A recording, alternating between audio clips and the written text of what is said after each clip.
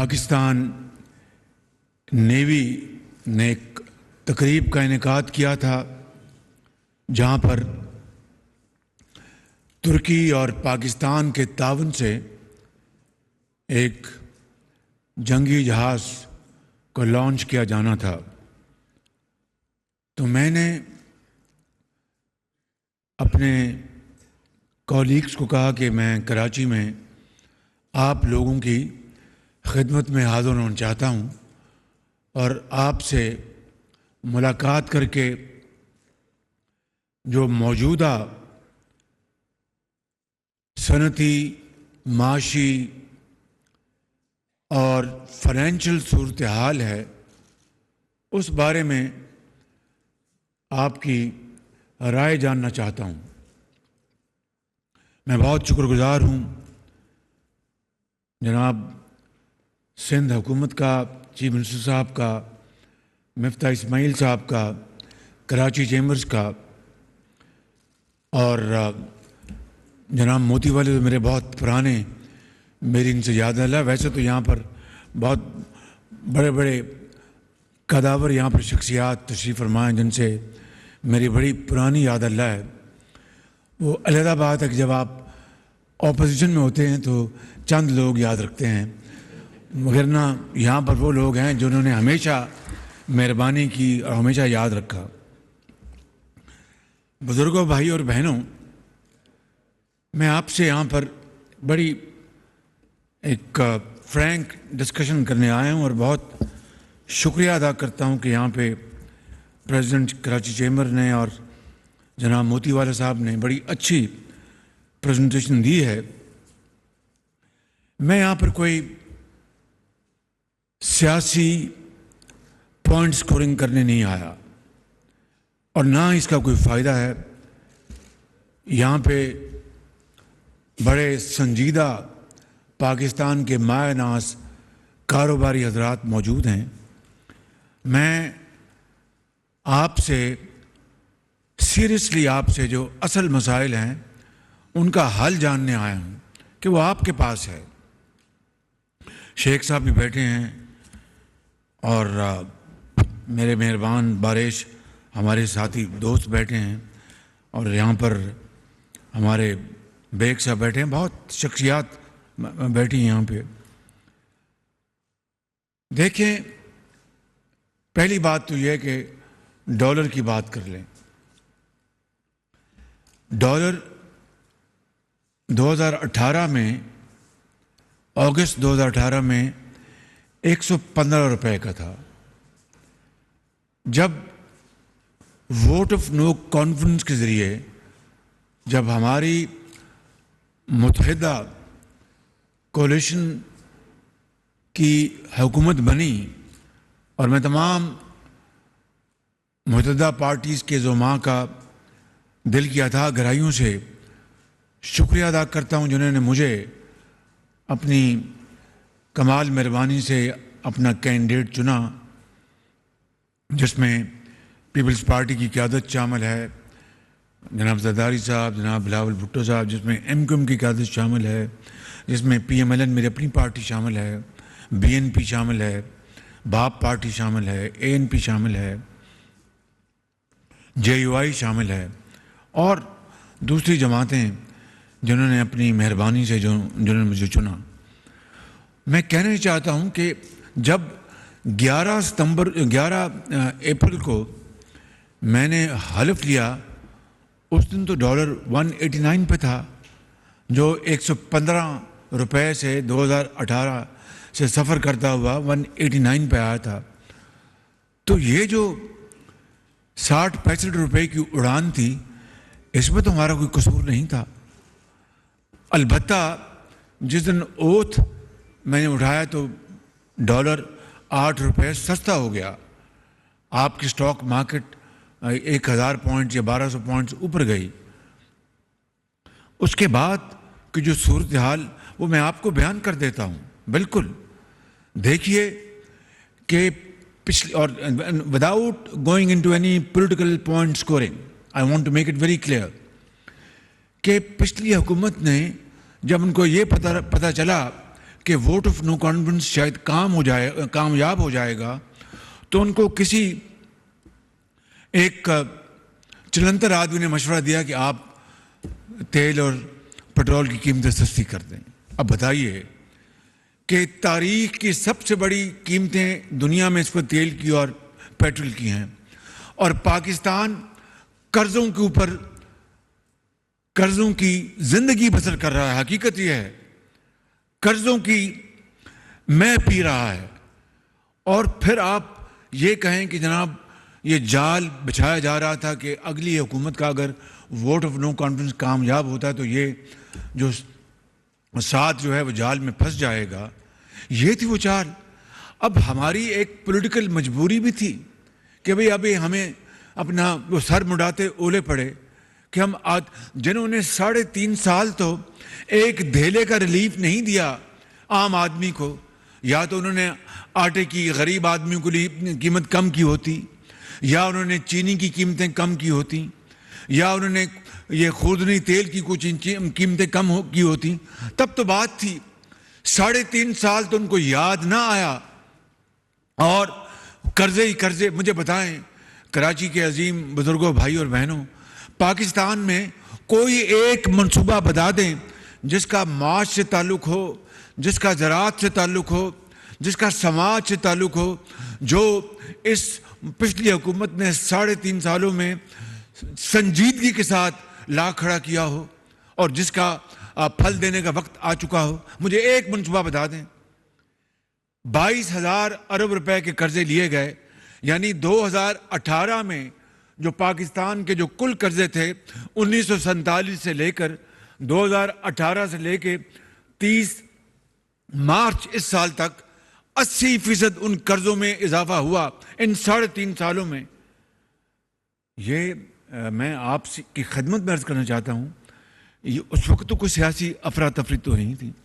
اس وقت تو اس لاڈلی حکومت کو اور اس لاڈلے کو ہمارا جو مقتدر ادارہ ہے اس نے وہ سپورٹ دی ان 3.5-4 سالوں میں کہ پاکستان کی 75 سالہ تاریخ میں نہ کسی کو ملی، نہ آئندہ کسی کو ملے گی۔ یہ میں آپ کو بلا خوف تردید کہنا چاہتا ہوں۔ ہاں البتہ میں بڑے ادب سے، بڑی انکساری سے یہ کہتا ہوں کہ ایسی جو سپورٹ اس لاڈلے کو ملی تھی، اگر ہماری کسی حکومت کو اس کا 30% بھی ملا ہوتا تو پاکستان اللہ تعالیٰ کے فضل و کرم سے، میں بڑا نہیں بول رہا، انتہائی عاجزی سے عرض کر رہا ہوں کہ پاکستان اس طرح راکٹ کی طرح اوپر جا رہا ہوتا۔ بالکل مجھے اس میں کوئی دو رائے نہیں ہے۔ اور اس کا میں کوئی آپ کو خیالوں کی دنیا میں تو نہیں لے کے جا رہا، آپ کے سامنے سب کچھ۔ سی پیک آیا، آپ کے جب لوڈ شیڈنگ کا شدید مسئلہ تھا، سی پیک کے اپنے بنیاد پر یہاں اپنا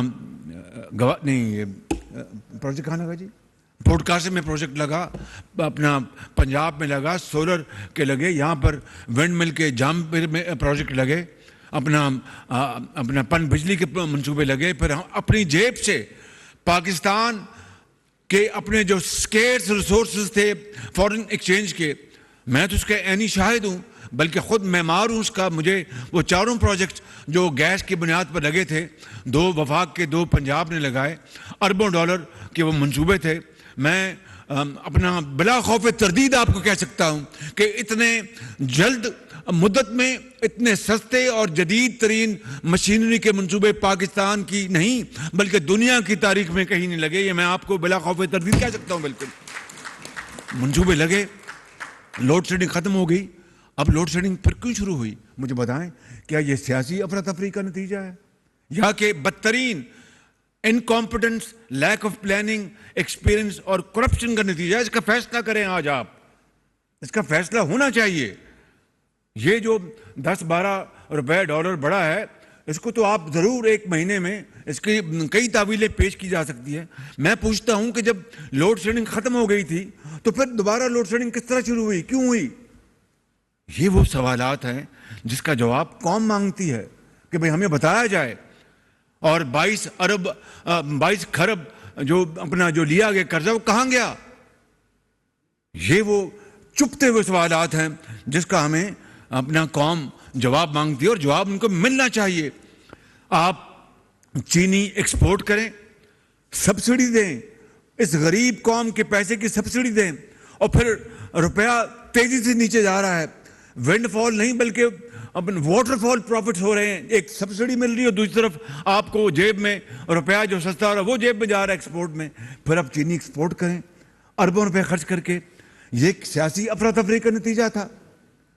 پھر مجھے اس سوال کا جواب دیں کہ گندم آپ پہلے ایکسپورٹ کرتے ہیں پھر گندم آپ امپورٹ کرتے ہیں, یہ سیاسی افراتفری کا نتیجہ تھا. پھر مجھے اس سوال کا آپ مجھے جواب دیں کہ جناب ایل این جی کی جب قیمت مارکیٹ میں $3 پر یونٹ تھی, $3 نہیں خریدا, تیل منگوایا, مہنگا ترین تیل منگوایا, اور جب $60 پہ پہنچ گیا ایل این جی 40 پہ 30 پہ, پھر اب سودے کر رہے ہیں. کیا یہ افراتفری کا نتیجہ تھا؟ خدا را میں سمجھتا ہوں کہ ہمیں بہت تحمل, برداشت اور ایمانداری سے اس کا تجزیہ کرنا چاہیے. اگر مجھ سے غلطی ہوئی ہے تو مجھے اس کی معافی مانگنی چاہیے. اگر کہیں اپنا سلیکٹنس ہوئی تو اس کا ازالہ ہونا چاہیے. لیکن یہ بات کہ بدترین 3.5 سالوں کی گورننس کے بعد غداری اور وفاداری کے سرٹیفکیٹ بانٹے جائیں, یہ پاکستان اس لیے بنا تھا کہ آپ ملک کو کھوکھلا کر دیں, آپ ملک کو تباہ و برباد کر دیں, اور پھر جناب آپ کہیں جی غداری ہوئی یا یہ غدار اور یہ وفادار ہے. میں سمجھتا ہوں کہ اس بحث میں اگر گئے تو بات بہت دور تلک جائے گی. لہٰذا میں اس سوال کا جواب صرف اتنا دے کر آپ کو یہ کہنا چاہتا ہوں بڑے ادب سے کہ ضرور ڈالر اس وقت ہچکولے کا اپنا روپیہ ہچکولے کھا رہا ہے, اور یہ یقیناً یہ جو اس وقت 15, 20, 25 دنوں کی صورتحال ہے وہ آپ کے سامنے ہے. مجھے اس کے بارے میں کچھ نہیں کہنا, آپ اس کو اچھی طرح سمجھتے ہیں. لیکن آپ کاروباری حضرات ہیں, آپ بڑے پاکستانی ہیں, آپ پاکستان کے بڑے عظیم معمار ہیں, آپ اربوں روپے کماتے ہیں, حلال کی روزی کماتے ہیں, محنت کرتے ہیں, دن رات محنت کرتے ہیں. آپ خدارہ اس کا حل نکالیں, بتائیں حکومت کو, مجھے بتائیں کہ اس کا کیا حل ہے تاکہ اب امپورٹس پہ آ جائیں. امپورٹ میں نے کیوں اس کے اوپر امپورٹ کے اوپر قید لگائی, کیوں اس کو میں نے کرب کیا؟ بات بڑی سیدھی ہے. اور یہ بات جو اللہ تعالیٰ نے جن کو صاحب حیثیت بنایا ہے وہ تو امپورٹڈ ہر چیز منگوا لیں. غریب آدمی کو روٹی دال بھی مشکل ہو جائے, مہنگی ترین ہم لوگ گاڑیاں منگوا لیں, غریب آدمی کو ٹوٹی سائیکل بھی نہ ملے, اور ہم اپنے گھروں میں اپنا محلات جیسے جناب ٹوائلٹس میں بہترین لگوا لیں, ٹائلیں اور سامان لگوائیں باہر کا امپورٹڈ. غریب آدمی کو اپنا باہر کھیت میں جا کے وہ کرنا پڑے. تو اس لیے میں اس کو تفصیل میں نہیں جان چاہتا, اس لیے کہ یہ غیر ضروری جس کو آپ کہتے ہیں کہ نان اسینشل کنزیومر گڈس اور لگژری آئٹمس, اس کے اوپر ایک دورانی کے لیے بین لگایا گیا. میں نے ڈیوٹی بھی نہیں بڑھائی, اس لیے نہیں بڑھائی, میں جانتا ہوں کہ اگر ڈیوٹی بڑھا دیتا 200% بھی تو جن کو بہت اللہ نے دیے وہ 200% ڈیوٹی دے کے بھی منگوا لیتے. تو لہٰذا مقصد کیا تھا؟ مقصد ریونیو تو ملنا چاہیے, لیکن فوری مقصد تھا کہ ہم جو سکیرس فارن ایکسچینج ہے اس کو ہم بچا لیں کسی طریقے سے, اور اس کو ہم سیو کریں تاکہ اس میں ڈالر میں ایک اسٹیبلٹی آئے اور ہمارے پاس پیسے بچیں, تاکہ ہماری جو بہت اشد جو ضروریات ہیں ان کو ہم فائنینس کریں. مثلا آپ کا جو ایڈیبل آئل ہے $4 ارب کا آتا ہے سال کا. اب یہ امپورٹ جو ہم نے جس کے اوپر کٹ لگایا ہے, اگر $250 ملین مہینے کا اگر اس میں بچت ہوتی تو سال کا بن جاتا ہے. ڈیڈی صاحب بہت حساب کے بہت زبردست ہیں, ان کو انگلیوں میں اربوں خربوں گنتے ہیں یہ. تو اپنا $250 ملین کو 12 سے آپ ضرب دیں تو یہ بن گیا کوئی $4 بلین. یہ اگر ہم نے کٹس لگائی ہیں سوانح تعیش پر تو $4 ارب اگر ہم بچاتے ہیں تو یہ وہ اماؤنٹ ہے جو پاکستان کے سارا جو خوردنی تیل ہے اس کے اوپر لگتا ہے. تو کیا یہ قومی خدمت ہے یا ڈس سروس ہے؟ فیصلہ آپ کر لیں. تو اگر ہمیں اس وقت مشکل آن پڑی ہے تو پھر قربانی دینی ہوگی, اور سب سے پہلے ہمیں قربانی دینی ہوگی جن کو اللہ تعالیٰ نے بے پناہ اپنا نوازشات سے نوازا ہے, اور وہ غریب آدمی، وہ چاہے وہ دیہات میں ہے، میران کی وادیوں میں ہے، یا پنجاب میں ہے، یا گلگت میں ہے، بلتستان میں ہے، یا بلوچستان میں ہے، کے پی میں ہے، وہ غریب آدمی، وہ بیوہ اور یتیم جس کے پاس دوائی کے پیسے نہیں ہیں، جس کے پاس تعلیم کے پیسے نہیں ہیں، روتے شیرخوار بچے کے لیے دودھ کے پیسے نہیں ہیں، جس کے پاؤں میں چپل نہیں ہے اور سڑک پہ چلتا ہے تو پاؤں میں کانٹا چبھتا ہے تو خون بہتا ہے، جس کے کپڑے میلے ہیں، پھٹے ہوئے ہیں، وہ کس طرح یہ برداشت کرے گا کہ ایک طرف اشرافیہ جو ہے ہر چیز منگواتی ہے اور امپورٹڈ اپنا چیزیں جو ہیں، چاہے وہ $1000 کی ایک چیز کا ایک پیکٹ آئے یا کچھ اور آئے، وہ منگوا لے اور ہمیں روٹی دال نہ ملے؟ تو یہ سوشلی بھی ایک صحیح قدم تھا to have a correction in our social imbalance. Foreign exchange بچے گا اس سے انشاءاللہ آپ کا، جو کہ آپ کی ضروری آپ تیل امپورٹ کرتے ہیں، آپ گیس امپورٹ کرتے ہیں، اس کے اوپر لگے گا. اور تیسری امپورٹنٹ بات ود اے کیویٹ کہ آپ کی جو لوکل جو پروڈکشن جو ہے، جو انڈسٹری آپ کی جو لگی ہوئی ہے ان اشیاء کے لیے جو باہر سے آتی ہے، اگر لیٹ سے ایک آئٹم باہر سے آ رہی ہے وہ سستی آ رہی ہے، لوکل انڈسٹری تو مر گئی، تو اس سے بھی البتہ وہاں پر ایک آپ کو کیپ کرنا پڑے گا پرائس کو، وہ ایک فارمولے کے تحت، تاکہ وہ کوئی ونڈ فال پروفٹس نہ لے سکیں. تو یہ ہے مقصد ان امپورٹس کو کرب کرنے کا، تاکہ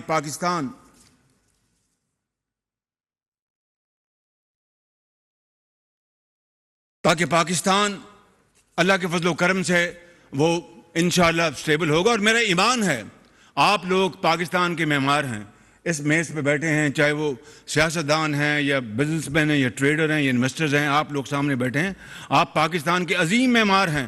میرا یہ ایمان ہے خدا کی قسم کہ اگر ہم پوری قوم ایک مٹھی کی طرح اکٹھی ہو جائے، ایک جہاں دو قالب ہو جائیں اور ایک فیصلہ کر لیں کہ ہم نے پاکستان کی تقدیر بدلنی ہے، تو میں دن رات محنت کریں گے. تو میرا ایمان ہے کہ آپ لوگ اس ملک کے جو بہت بڑے معمار ہیں، پورے پاکستان میں آپ پھیلے ہوئے ہیں، وہ انشاءاللہ اگلے 5-10 سال میں اس ملک کی تقدیر بدل جائے گی. چین کس طرح آج اوج ثریہ پر پہنچا؟ مجھے بتائیں، اس کے جواب دیں. جاپان جو اپنا جنگ دوئم میں شکست فاش ہوئی تھی، Germany was razed to the ground, وہ 60 سال میں باؤنس بیک. آج جاپان دنیا کی تیسری بڑی طاقت ہے، جرمنی چوتھی 5ویں بڑی معاشی طاقت ہے. وہ برلن وال جو ہے 90 کی دہائی میں وہ منہدم ہوئی، کیوں؟ کسی جنگ کے ذریعے نہیں. وہ جو مقناطیس تھا مغربی جرمنی کی جو معاشی ترقی کا، اس نے مشرقی جرمنی کو ان کو پکے ہوئے پھل کی طرح جھولی میں گرا دیا. تو ہم یہ کیوں نہیں کر سکتے؟ ہم کیوں؟ ہماری کیا تقدیر میں لکھا ہے کہ ہماری قسمت میں لکھا کہ ہم اسی لیے پیدا ہوئے کہ ہم غریب رہیں گے، بیکاری رہیں گے؟ نہیں نہیں نہیں نہیں، سوال ہی پیدا نہیں ہوتا. اقبال اس لیے کہتا ہے کہ تمنا آبرو کی ہے اگر گلزار ہستی میں، تمنا آبرو کی ہے اگر گلزار ہستی میں، تو کانٹوں میں الجھ کر زندگی کرنے کی خو کر لے. اور نہیں یہ شان خودداری چمن سے توڑ کر تجھ کو کوئی دستار میں رکھ لے، کوئی زیب گلو کر لے. اور یہ بھی شعر سنیں، آپ نے کر کے دکھایا ہے کہ ان اندھیروں میں بھی منزل تک پہنچ سکتے ہیں ہم، ان اندھیروں میں بھی منزل تک پہنچ سکتے ہیں ہم، جگنوؤں کو راستہ تو یاد ہونا چاہیے. اب اندھیرے ہیں نا، اپنا لوڈ شیڈنگ ہے، دوسرے ایشوز ہیں جو 3.5 سال میں بڑا غرق ہوا اس معیشت کا. تو ان اندھیروں میں بھی منزل تک پہنچ سکتے ہیں ہم، جگنوؤں کو راستہ تو یاد ہونا چاہیے. مگر وہ کس طرح؟ چھو منتر سے نہیں. کوئی اپنا اللہ تعالیٰ کا بھی حکم ہے کہ نماز اپنا ادا کرو اور رزق کی تلاش کے لیے نکل جاؤ. دن رات محنت کرنی ہوگی، قربانی دینی ہوگی، خون پسینہ بہانا ہوگا، اور جو آپ سے کمتر ہے، کمزور ہے، اس کے سر پر آپ کو دست شفقت رکھنا ہوگا، اس کو ساتھ لے کر چلنا ہوگا. پھر یہ قوم بنے گی، ایک قوی اور جری قوم بنے گی. اس طرح نہیں. اس طرح اگر ہم رہے تو معاف کیجئے میرے منہ میں خاک، پھر تو 500 سال گزر جائیں گے، ہماری حالت نہیں سنورے گی. لیکن اگر ہم نے فیصلہ کر لیا تو اللہ تعالیٰ کے فضل و کرم سے مجھے کوئی اس میں شک نہیں کہ اس قوم میں اتنی ہمت اور اتنی قوت ہے، اتنے اذہان قابل ہیں کہ وہ دن رات محنت کریں گے تو یہ پاکستان ضرور. اب ہندوستان سے ہم کتنا پیچھے رہ گئے ہیں. ہاں، ایٹمی طاقت میں تو ہم بالکل کوئی شک نہیں کہ اگر وہ خدا نہ خواستہ ہماری طرف میلی آنکھ سے دیکھتا ہے تو ہم میلی آنکھ کو پاؤں تلے رون سکتے ہیں. لیکن واٹ اباؤٹ بیونڈ دس؟ وہ تعلیم میں آج دیکھیے کہ آج ان کی جو ایکسپورٹ ہے آئی ٹی کی، ابھی یہاں پر موتی والا صاحب نے کہا اور میں اس کا بتاتا ہوں، آئی ٹی میں ہندوستان آج $200 ارب کو چھو رہا ہے، $200 ارب کو، اور ہم $1.5 ارب، صرف $1.5 ارب۔ ہمارے ملک کی جو ڈیموگرافی جو ہے، ہماری جو یوتھ ہے، نوجوان نسل جو ہے، اس کو دیکھیے، بچیاں اور بچے اتنے قابل، اتنے ذہین، اگر ہم ان کو امپاور کرتے تو میں سمجھتا ہوں کہ ہماری آئی ٹی میں ہندوستان کے مقابلے میں ایک اچھی خاصی ہمارا کمپٹیشن ہوتا۔ آج کو مقابلہ نہیں ہے۔ ابھی میں نے پرسوں کیبنٹ کی میٹنگ لی اور اپنے آنریبل منسٹر آئی ٹی کو کہا کہ مہربانی کر کے 2 سال کا $15 ارب کا بنائیں، اور یہ ہو سکتا ہے۔ $15 ارب کی ایکسپورٹ آئی ٹی میں پاکستان کر سکتا ہے، شرط یہ ہے کہ دا ول ٹو ڈو، اس کے بغیر نہیں ہوگا۔ اس کے علاوہ میں آپ کو یہ عرض کرنا چاہتا ہوں کہ کراچی میں نے جب گزارش کی تھی، جب پچھلی دفعہ آیا تھا تو جناب چیف منسٹر صاحب کی خدمت میں نے کہا تھا کہ وفاق کی طرف سے جو آپ کا یہ کون سی سڑک ہے، سائٹ کی ہم انشاءاللہ وہ وفاق بنا کے دے گا، لیکن سب سے بڑا مسئلہ ہے پانی کا۔ سینئر منسٹر یہاں پر تشریف فرمائے، میں ان کی خدمت میں عرض کروں گا، شاہ صاحب سے میری بات ہو چکی ہے۔ دیکھیں، $1 ارب اویلیبل ہے، سعودی عرب کا انویسٹمنٹ کا تحفہ ہے، اٹ از انویسٹمنٹ، یہ لون نہیں ہے، انویسٹمنٹ کا تحفہ ہے۔ اب میں آپ کو بطور خادم پاکستان آپ کی خدمت میں پیش کر رہا ہوں، آپ بیٹھیں، سر جوڑیں، حکومت سندھ، یہاں پر MQM، یہاں پر بیٹھے کاروباری حضرات، محلوں کے جو لوگ ہیں، بیٹھیں اور ایک پلان بنائیں، ایک فیزیبلٹی بنائیں، اور وہ پیسہ یہاں آئے گا، $1 ارب اپنا یہاں پر پہنچے گا، ڈیسیلینیشن آپ پلانٹس لگائیں، تو میں سمجھتا ہوں کہ اگلے چند سال میں کراچی کے گھر گھر میں صاف پینے کا پانی اویلیبل ہوگا۔ اب تو یہ آپ کے اوپر، اب $1 ارب کی انویسٹمنٹ تو اویلیبل ہے، اٹس آن دا ٹیبل۔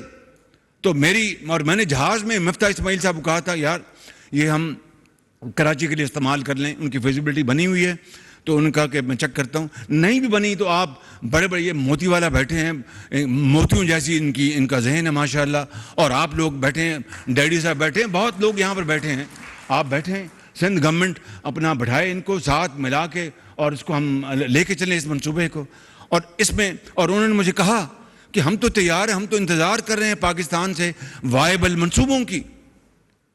تو یہ بات میں کر چکا۔ اگلی بات میں نے یہ کرنی ہے آپ سے کہ آئی ٹی بورڈ اور آئی ٹی ٹاورز بننے چاہیے سارے صوبوں میں، اور اس میں ٹریننگ ہو، ہزاروں بچوں اور بچیوں کو ہم ٹرین کریں اور اس کے بعد آگے لے کے چلیں، تو یہ سب سے بڑی پاکستان کی یہ انڈسٹری بن سکتی ہے۔ ایکسپورٹ کے اوپر ہمیں دیکھیں، پورا ہمیں زور لگانا ہوگا ایکسپورٹس کے اوپر۔ وہ اس طرح میری بات سن لیں، آپ ایکسپورٹر ہیں، آپ سے زیادہ بہتر کوئی تجربہ نہیں رکھتا، میں تو ایک طفل مکتب ہوں آپ کی سامنے، لیکن تھوڑا بہت مجھے بھی یہ اس کا علم ہے۔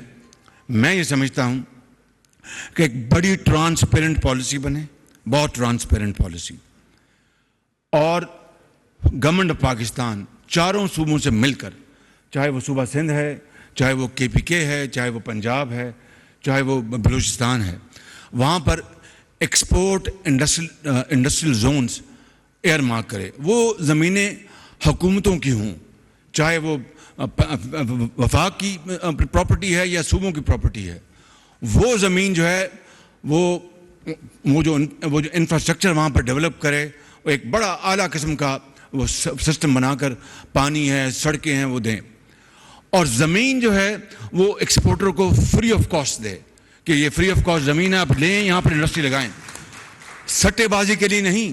جو ہمارا معاف کیجئے جو ہوتا ہے، اور رکھی زمین، جناب وہ بجلی نہیں آئی، جناب وہ پانی نہیں ملا، جناب میں کچھ نہیں کر سکا، مجھے لون نہیں ملا، فلان نہیں ملا، یہ نہیں، وہ ایک ون ونڈو آپریشن، اور وہ زمین جو ہے وہ ڈیولپ کر کے، اور پھر وہاں پر پوری طرح وہ سڑکیں بچھائی جائیں، چاہے وہ شہر سے 60 میل دور باہر ہو، اپنا 80 میل دور باہر۔ آج کل موٹر ویز بنتی ہیں، 1 گھنٹے میں 150 کلومیٹر آپ پہنچ جاتے ہیں بڑے آرام سے۔ وہاں پر زمینیں ڈیولپ کی جائیں، گورنمنٹ کی زمینیں ہوں، اور وہ ایکسپورٹرز کیونکہ پاکستان نے اگر ایکسپورٹ ہم میں آگے نہ بڑھے، آج ہم نیٹ امپورٹرز بن گئے ہیں، تو ایکسپورٹرز کے لیے ہم یہ کریں. میں نے مفتاح اسماعیل صاحب سے بات کی تھی، اور اس کے علاوہ ایکسپورٹرز پر ہم بڑا ٹرانسپیرنٹ طریقے سے بینکوں سے لون دلوائیں، جو ماضی میں مس یوز ہوتا رہا. جناب وہ میں آپ کو قصہ بتا دیتا ہوں. ایک وہ ایکسپورٹ کی اپنا وہ باہر سے دبئی سے ایل جی کھلوا لی، نو نیمز، میں آپ کو مثال دے رہا ہوں.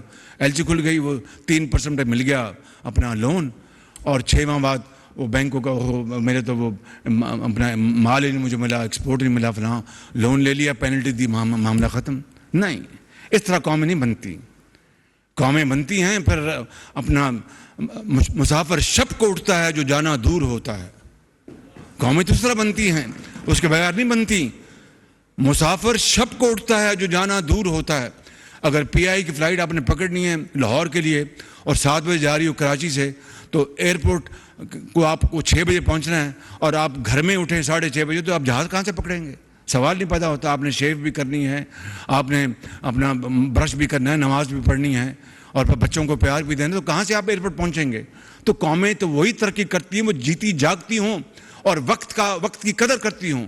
تو اس لیے میں سمجھتا ہوں کہ ایکسپورٹ بیسڈ انڈسٹری کے لیے ایک یہ انڈسٹریل زون بنائے جائیں. دوسرا سب سے امپورٹنٹ، یہ میں آپ کو بتا رہا ہوں بات، اگر ہیک سے ٹیولپس آ سکتے ہیں جہاز سے دبئی، ہر روز فلائٹیں آتی ہیں، تو ہم تو یہاں کراچی سے دبئی 2 گھنٹے کا راستہ ہے. آپ اپنی زراعت، سندھ کی زمینیں، پنجاب کی زمینیں، بلوچستان کی زمینیں، کے پی کے زمینیں، جو بہترین اجناس وہاں اگ سکتی ہیں ان کو اگایا جائے، اور وہاں پر دیہاتوں میں انڈسٹریل اسٹیٹس قائم کیے جائیں، ان کو انسینٹیوائز کیا جائے دیہاتوں میں، تاکہ مائیگریشن نہ ہو شہروں کو، لوگ دیہات میں رہیں، انڈسٹری وہاں پر لگے ایگرو بیسڈ، اور وہ آپ کی جو پروڈکٹس ہیں ان کو آپ اس کوالٹی پہ لے کے آئیں جو گلف میں اس کی استعمال ہوتا ہے یا دوسرے ممالک میں. یہ ہے وہ طریقہ دنیا میں زندہ رہنے کا. ورنہ جی ایس پی پلس ہم ان کی منتیں کریں، اچھا جی ہمیں کر دیں، جی ایکسٹینڈ کر دیں، وہ شاید کر دیں مجبوری کے لیے، لیکن آپ جی ایس پی پلس ایک تو آپ منتیں کر کے کرا سکتے ہیں، یا پھر اپنی توانائی سے کر سکتے ہیں کہ ہم نے یہ اچیو کیا، آپ ہمیں کر کے دیں جی.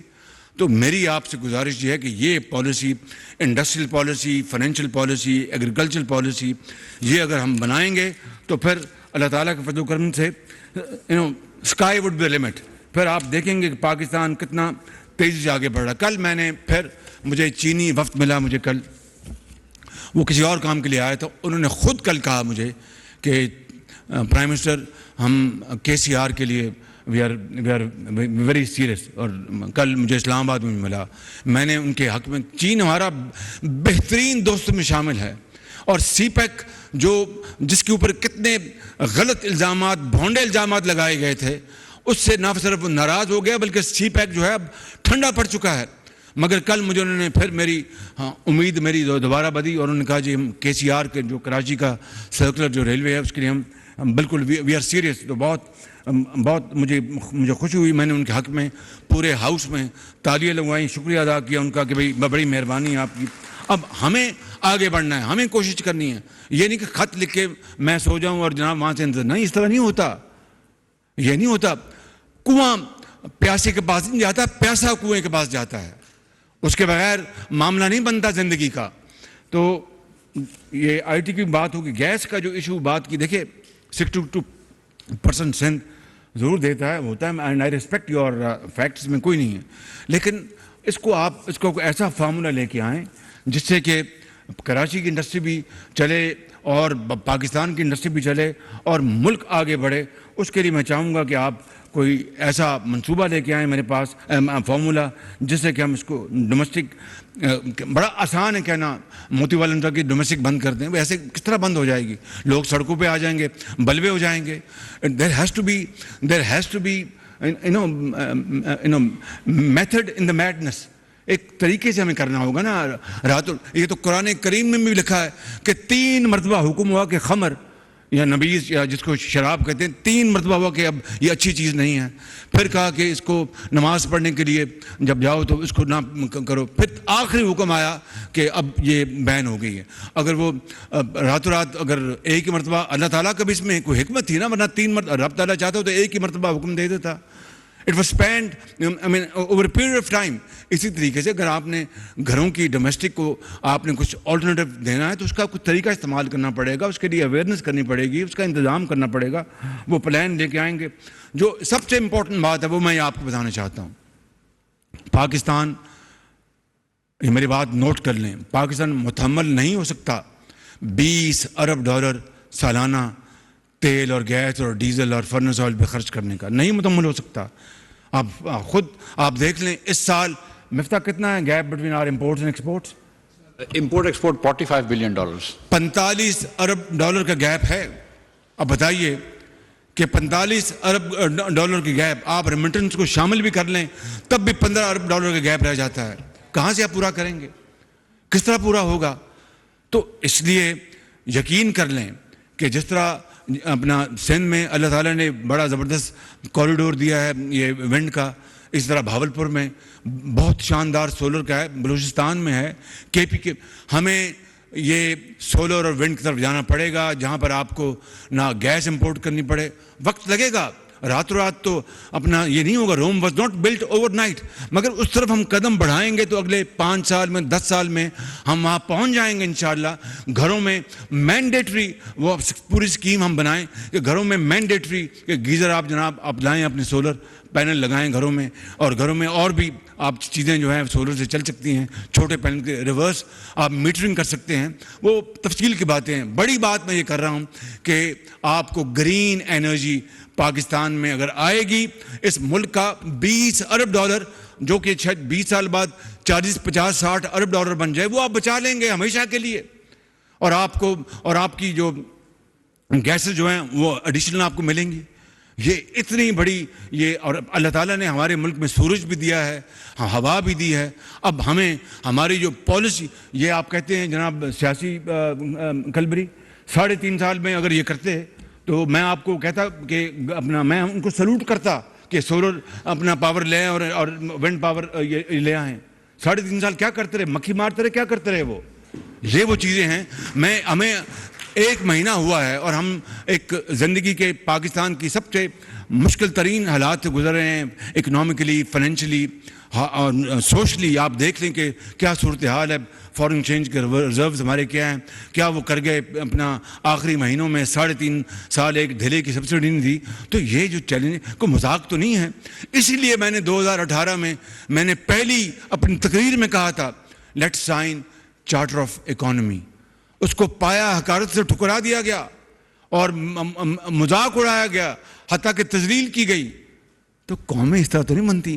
آپ امریکہ کے کوئی صدر آئے جائے, 3-4 جو ان کی پالیسیز ہیں دے ریمین انچینجڈ, جس میں فارن پالیسی بھی شامل ہے. اور ان کی جو اب انہوں نے کھولے ہیں اپنے آئل کے ریزروز, وہ دہائیوں انہوں نے اس کو بند رکھا اپنے آئل ریزروز کو. تو ملک تو تب بنتے ہیں کہ جو قومی جو بقا اور سلامتی اور خوشحالی کے جو ایشوز ہیں ان کے اوپر کوئی کمپرومائز نہیں ہوتا, وہ سب ایک ہوتے ہیں وہاں پہ. تو ہمیں, میں سمجھتا ہوں کہ سولر اور یہ ونڈ کے اوپر ہمیں بڑی تیزی سے آگے بڑھنا ہوگا. اور اس کے لیے اپنا انویسٹرز موجود ہیں. چائنا میں انویسٹر موجود ہیں, یورپ خیر بہت مہنگا ہے سولر کی جو ان کے پینلز ہیں. چائنا تو مل جائیں گے جہاں پر آج 3 یا 4 سینٹس ہے بالکل آپ کی پر یونٹ سولر 4 سینٹس ہوگا. آپ بتائیے کہاں آج سے 5 سال پہلے 18 سینٹ تھا, آج 3 سینٹ 4 سینٹ. آپ کی جو بجلی جو ہے آپ LNG سے پیدا کریں وہ بھی آپ کو 12 یا 11 روپے سے کم نہیں پڑتی. تو یہ ہے وہ زندگی اور زندہ رہنے کے طریقے. اس کے علاوہ اور کوئی طریقہ نہیں ہے, کوئی جادو وادو نہیں ہے, کوئی چھو منتر نہیں ہے. اور یہ کب تک اب ہم اس طرح چلیں گے؟ مجھے آپ کو میں نام نہیں بتاتا. ابھی میری بات ہوئی ایک ہمارے دوست ملک کے, ان کا جی کہ آپ کا ہم رول اوور کر رہے ہیں. تو میں نے کہا کہ آپ نے تو بات نہیں کی لیکن ہم کر رہے ہیں. میں نے کہا آپ کا بہت شکریہ, آپ ہمارے بہترین دوست ہیں. مجھے شرم آ رہی تھی کہ میں کس منہ سے پہلی گفتگو میں آپ کو کہوں کہ میں کشکول لے ہوں. آپ کب تک ہم کشکول کے اوپر زندہ رہیں گے؟ 75 سال گزر گئے ہیں, 75 سال گزر گئے ہیں. آج بھی سعودی عرب جاتے ہیں, وہ تو ہمارے مربی ہیں, بہترین ہمارے دوست بھائی ہیں, وہ تو انکار نہیں کریں گے. لیکن ہم کس منہ سے کس شکل سے جاتے ہیں یہ ہمارا ہی حوصلہ ہے. میں آپ کو صحیح بتاتا ہوں, ہم بالکل اس معاملے میں ڈھیٹ بن چکے ہیں, ڈھیٹ, کہ بھئی جائیں گے تو بس کشکول رکھیں گے اور $1-2 ارب لے کے آئیں گے, اپنا UAE جائیں گے تو پیسے مل جائیں گے, قطر جائیں گے تو پیسے مل جائیں گے. یہ کیا یہ مانگے تانگے کی زندگی. پھونک ڈالے, وہ اقبال کہتے ہیں نا, پھونک ڈالے, یہ کیا ہے وہ شعر, یہ پھونک ڈالے یہ زمین و آسمان مستعار, اور خاکستر سے آپ اپنی جان پیدا کرے, آپ اپنا جہاں پیدا کرے, کہ یہ جو ادھار کا جو آسمان جو زمین ہے اس کو پھونک ڈالو. یہ جو محل پورے پاکستان بنے ہیں, لاہور میں بنے ہیں, کراچی میں, پشاور میں, کوئٹہ میں, اسلام آباد میں, اس سے قومیں نہیں بنتی, اگر اس سے قومیں بنتی ہوتی جتنے ہمارے شاندار محل بنے ہیں, چاہے وہ پرائم منسٹر ہاؤس ہے یا چیف منسٹر ہاؤسز ہیں یا گورنر ہاؤسز ہیں, تو ہم پاکستان دنیا کی سب سے آگے اگلی قوم ہوتے. نہیں نہیں نہیں نہیں, اس طرح نہیں. وہ تو چاہے آپ گارے کے گھر میں رہتے ہوں, مگر اگر آپ خوشحال ہیں تو لوگ آپ کو سلام کریں گے, اور اگر آپ مانگے تانگے کی زندگی کے محل میں رہتے ہوں تو لوگ کہیں گے جناب یہ ایک بیکاری جا رہا ہے. بالکل خدارا, اگر ہم نے قائد کے پاکستان کو بدلنا ہے, اور ان عظیم لاکھوں مسلمانوں نے جو پاکستان کے لیے قربانیاں دی ہیں, اگر ہم نے ان کو واقعی ان کو ہم نے رسپیکٹ کرنا ہے اور ان کی روحوں کو سکون دینا ہے, تو پھر ایک ہی طریقہ ہے کہ تمنا کہ جب اپنا قافلہ عزم و یقین سے نکلے گا, جب اپنا قافلہ عزم و یقین سے نکلے گا, جہاں سے چاہیں گے رستہ وہیں سے نکلے گا. وطن کی مٹی مجھے ایڑیاں رگڑنے دے, مجھے یقین ہے چشمہ یہیں سے نکلے گا. یہ ہے وہ طریقہ زندہ رہنے کا, اس کے علاوہ کوئی اور طریقہ نہیں ہے زندہ رہنے کا. یہی وہ طریقہ ہے زندہ رہنے کا. اور اگر ہم آج ٹھان لیں اور ہم طے کر لیں تو انشاءاللہ آپ دیکھیں گے کہ پاکستان جو ہے وہ, میں K4 کی بات کر چکا, GSP+ میری بات ہوئی ہے, پریزیڈنٹ EU کمیشن جو ارسلا فون ڈر لین سے بھی بات ہوئی, کل میری بات ہوئی president European Council Charles Michel سے, اور دونوں پازیٹیو تھے. ہماری آخری ریویو جاری ہے GSP+ کا, تو اللہ تعالیٰ سے امید کرنی چاہیے کہ اس کے باوجود کہ ہم نے یورپین یونین کو کیا کیا صلواتیں سنائی ہیں, اور اپنی ذات کے لیے اپنے پاکستان کی جو مفاد اس کو قربان کر دیا. یعنی آپ دیکھیں کہ یہ ہے وہ سیاست, یہ ہے پاکستانیت, کہ انہوں نے ہم سے ناراض ہو گیا یورپین یونین, ان کو کیا کیا ہم نے تانے دیے, لیکن ان سے بات ہوئی. مجھے تو امید ہے کہ انشاءاللہ اللہ خیر کرے گا, اور اللہ خیر کرے گا انشاءاللہ, اور اس میں کوئی اچھی نکلے گی. 17% جو سولر ٹیکس لگا ہے مفتاح صاحب, یہ بڑا نامناسب ہے. اس کو ابھی آپ اعلان کر دیں گے, یہ ختم کریں اس کو, بالکل اس کو ابھی ختم کریں. سر آپ نے کہہ دیا وہ اعلان ہو گیا, آپ نے کہہ دیا اعلان ہو گیا. میں نے نہیں کہہ دیا, آپ نے کرنا ہے. جی یہ جب میں نے قیمتیں اپنا یہ بین لگایا امپورٹس کے اوپر, تو میں ان کو ہر آدھے گھنٹے میں ان کو میں پوچھتا تھا, سر ابھی کرتے ہیں. وہ IMF, میں نے کہا IMF نے یہ کہنا کہ آپ اپنا فارن ایکسچینج ریزرو کیوں بچا رہے ہیں, یا تو ہم خرچ کر رہے ہوں تب تو بات ہے, وہ اس پہ اعتراض کرے گا. نہیں سر, میں نے کہا نہیں مفتی صاحب مہربانی کریں, اس کو پھر فل فور آپ نے کیبنٹ سے اپروول کروائیں. بائی سرکولیشن کروایا ہم نے کیبنٹ سے, بائی سرکولیشن ہم نے اپروول کروایا کیبنٹ سے. پرسوں رات 10 بجے ہم نے جناب HRR جو ہیں وہ جاری کیے, اور آج یہ لا بن گیا. آپ کا $4 ارب سال کا بچے گا, $4 ارب. It's like earning $4 billion. It is to finance your imports of your entire edible oil. What else you want? تو GSP+ کی میں نے بات کر لی, آپ سے سولر کی بات ہو گئی, اور جو پانی کی بات ہو چکی, اور اس کی میں نے KCR کی بات کر لی. اللہ تعالیٰ ہم سب کو خوش و خرم رکھے. ادریس صاحب نے شروع میں کہا تھا کہ اگر آپ ہوں گے تو آپ سے وہ ٹرافیز لیں گے. دیکھیے, زندگی موت اللہ تعالیٰ کے ہاتھ میں ہے, خوشی غمی اس کے ہاتھ میں ہے. اگر زندگی رہی تو انشاءاللہ اللہ نے چاہا, خدا نے چاہا تو انشاءاللہ جب تک مجھے رب نے ہمت دی, توفیق دی, میں خادم بن کر آپ کی خدمت کرتا رہوں گا. پاکستان قائد اعظم. بہت شکریہ.